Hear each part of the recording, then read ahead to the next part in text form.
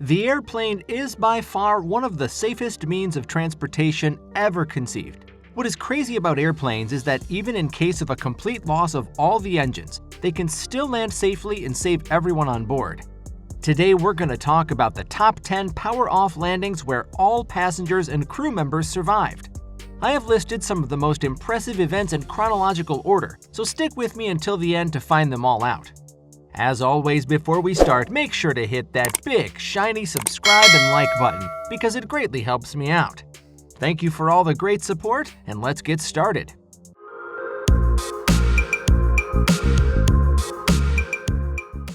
Number 10.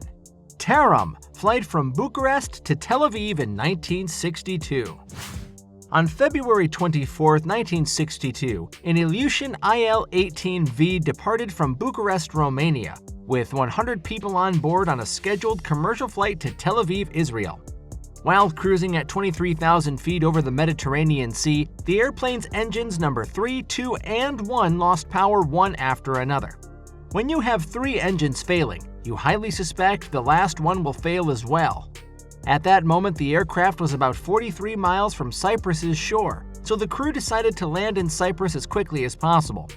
While passing 10,000 feet and about 27 miles from shore, engine number 4 also failed. The airplane glided to Cyprus, where it performed a belly landing close to Paphos and saved all 100 souls on board. Number 9. Air Canada Flight 143 in 1983. While cruising at 41,000 feet between Montreal and Edmonton, an Air Canada Boeing 767 with 61 passengers and 8 crew members experienced an unexpected fuel pressure drop almost immediately following a dual-engine failure. All the screens went blank and the flight crew was left only with the emergency instruments. Captain Pearson was an experienced glider pilot, so he applied all his knowledge and techniques to make what would turn out to be the best glide of his life, as he saved the life of 69 people. The crew decided to land at a former Canadian Air Force station called Gimli on a decommissioned runway modified into a drag strip.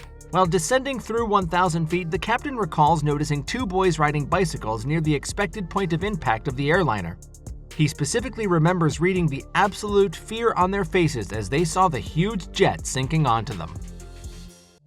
Number 8. TACA Airlines Flight 110 in 1988. On a stormy day of May in 1988, a TACA Airlines Boeing 737 with 45 people on board was operated on a Belize to New Orleans route. The aircraft encountered heavy thunderstorms and decided to fly in between 2 greatly convective cells in an attempt to pass the area of cumulonimbus. Little did they know that both of the 737's engines would flame out a few minutes later due to water ingestion and hail damage. The crew managed to relight the engines, but they were only producing idle power and were overheating with the power changes, so the pilots shut them down. Initially, the crew decided to ditch in a fairly close river. However, at the last minute, they decided to land in a grass levee near the canal. The airplane stopped into the grass, and every single passenger and crew member was saved. Number 7. Scandinavian Airlines Flight 751 in 1991. The Scandinavian MD-81 took off from Stockholm with an ice-contaminated wing, which led the engines to ingest chunks of ice and fail shortly during the initial climb. This was due to the lack of vigilance from the flight crew and the de-icing personnel that failed to check that all treated surfaces were clear of ice. After both engines' compressors surged, the flight crew was left with a heavily loaded commercial jet and no power.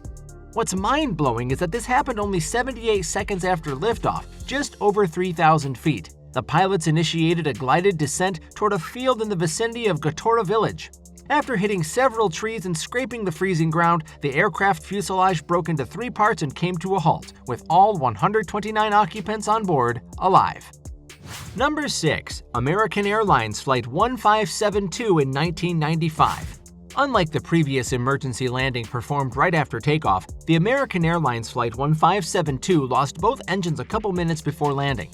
The flight crew was performing a non-precision approach to Bradley International Airport in Connecticut, and it mistakenly set a lower QNH value than it was in reality. This led the flight crew to fly below the published descent profile, descending recklessly below the minimum descent altitude for that given approach. The stormy weather, a strong wind with gusts over 40 knots, and an incorrectly set QNH caused the aircraft to shear the treetops along Peak Mountain Ridge. The GPWS alarms were triggered and the captain tried to go around, but the engines were too damaged by the impact with the trees and flamed out. The aircraft was then glided toward the runway as it was close enough and landed safely without any fatalities. Number 5. Hapag-Lloyd Flight 3378 in 2000. An Airbus A310 of the former German leisure airline Hapag-Lloyd departed from Chania on the island of Crete to Hanover with 143 passengers and 8 crew members. The main problem that day was that the landing gear could not be properly retracted. The crew continued their flight on the way to Germany. However, they underestimated the increased fuel consumption while flying with the gear down. On top of that, the captain mistakenly used the fuel predictions from the flight management computer since the system didn't consider the fuel penalty factor for the calculations of its predictions. Besides the numerous inputs from his first officer, the captain obstinately wanted to continue toward Germany without seeing the real danger lying ahead of them. Eventually, the aircraft ran out of fuel, and both engines of the A310 flamed out. The aircraft glided and crash-landed in a field near Graz Airport, where all passengers and crew were safely evacuated. A few years later, the captain even received a 6-month suspended prison sentence for what the court called endangering others' lives. The captain was indeed totally single-goal oriented, but do you think this was the right sentence for him? Number 4. Air Transat Flight 236 in 2001. This time, a 2-year-old Air Transat Airbus A330 departed from Toronto in August 2001 with 306 occupants and headed towards Lisbon, Portugal. More than 4 hours into the flight, the pilots noticed abnormal oil indications on engine 2 before it totally failed. The main problem was a fuel leak caused by improper maintenance. Shortly after the crew initiated their diversion to Legis Air Base in the Azores, the other engine failed. At that moment, Flight 236 was approximately 65 nautical miles from their diversion airport, 65 miles of gliding a 160-ton commercial jet. Today, the Azores glider is still known as the longest glided flight of an airliner.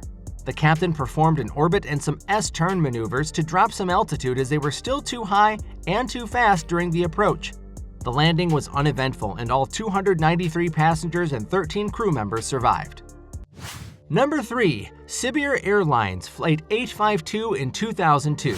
Sibir Airlines, known today as S7 Airlines, departed on a gloomy January day in a Tupolev Tu-04 from Frankfurt to Novosibirsk. 145 souls were cruising at about 32,000 feet without even doubting what would happen to them within the next hour. Due to adverse weather at destination, the crew decided to divert at Omsk Airport in Russia, about 370 nautical miles from the scheduled destination.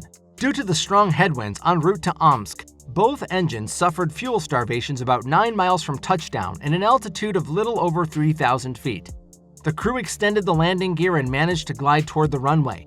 The aircraft came to a full stop about 450 meters after the end of the runway, but no one was severely injured and all passengers were safely evacuated.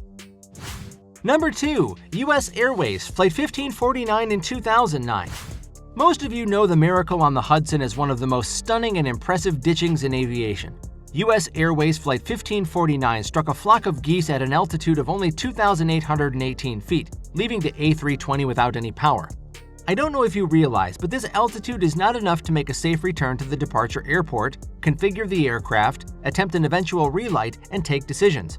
The situation was extremely stressful and time was extremely limited. The crew needed to act fast. Captain Sullenberger decided to ditch the aircraft into the Hudson River as none of the suggested airports by the ATC were close enough to make a safe landing.